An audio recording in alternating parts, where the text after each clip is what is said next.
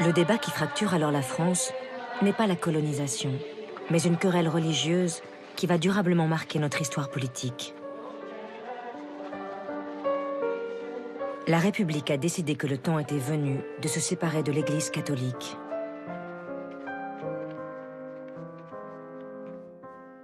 En 1902, le président du Conseil, Émile Combes, à la tête d'une majorité de gauche rassemblant radicaux socialistes et radicaux, se lance dans une laïcisation à marche forcée. La première étape est le retrait des crucifix de tous les bâtiments publics.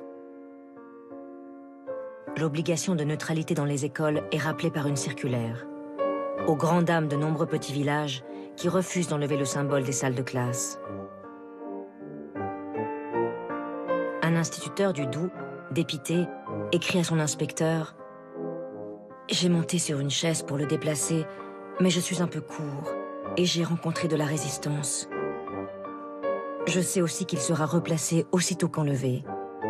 Une émeute est à craindre. Toute la population est surexcitée.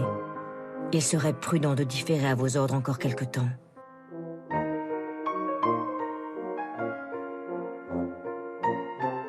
Après les écoles, ce seront les hôpitaux et les tribunaux où des juges démissionneront et des témoins refuseront de prêter serment sans la présence de la croix. Enlever les crucifix des lieux publics est une décision inacceptable pour la hiérarchie catholique qui, en représailles, lance un appel, comme le fait l'évêque de Valence dans une lettre pastorale. Que tous les chrétiens arborent la croix dans leur demeure et la portent avec un saint orgueil et ostensiblement sur leur poitrine. Le signe religieux que l'on porte à nouveau de manière ostentatoire devient un symbole politique.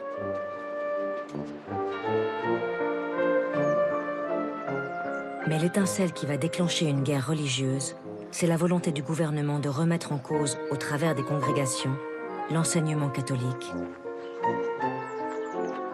Des milliers d'écoles confessionnelles sont fermées sur décision administrative et la plupart des congrégations religieuses sont interdites et doivent abandonner leurs monastères, propriété de l'État depuis la Révolution française.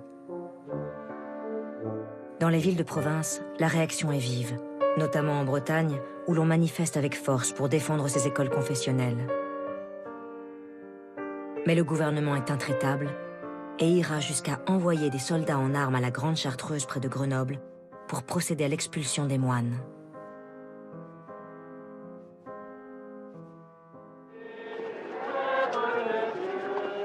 La société française est désormais déchirée par la question religieuse. Dans les terres catholiques, comme la Bretagne, le Massif central, la Savoie, le Pays basque, le Béarn ou le Nord agricole, les processions religieuses rassemblent des milliers de fidèles qui vivent mal les nouvelles règles.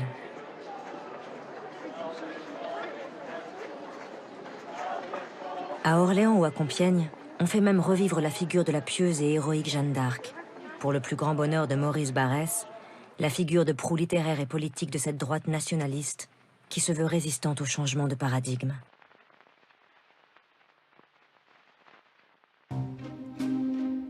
C'est dans ce climat particulièrement tendu que la majorité de gauche se lance dans un dernier bras de fer avec l'Église. En 1905 est débattu à l'Assemblée un projet de séparation des églises et de l'État. Grâce au socialiste modéré Aristide Briand, la loi tente un compromis. Désormais, l'État ne va plus salarier ni subventionner aucun culte, mais en échange, il garantira le libre exercice de toutes les religions. Un compromis qui reste insupportable pour l'Église catholique. Alors, comme le chant du cygne d'un combat déjà perdu, on manifeste une dernière fois autour des églises, notamment à Paris, pour tenter d'empêcher l'inventaire des biens qui doivent être, en signe de séparation définitive, rétrocédés par l'État à la nouvelle Église de France. Dernier bras de fer. Dernière tension. La France devient finalement laïque et le restera, marquant sa différence avec ses voisins comme avec le monde. Obtenir le droit de ne pas croire aura été un long combat, comme le proclame à l'Assemblée en 1906 le ministre René Viviani.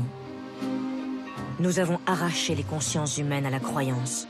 ensemble et d'un geste magnifique, nous avons éteint dans le ciel des lumières qu'on ne rallumera plus.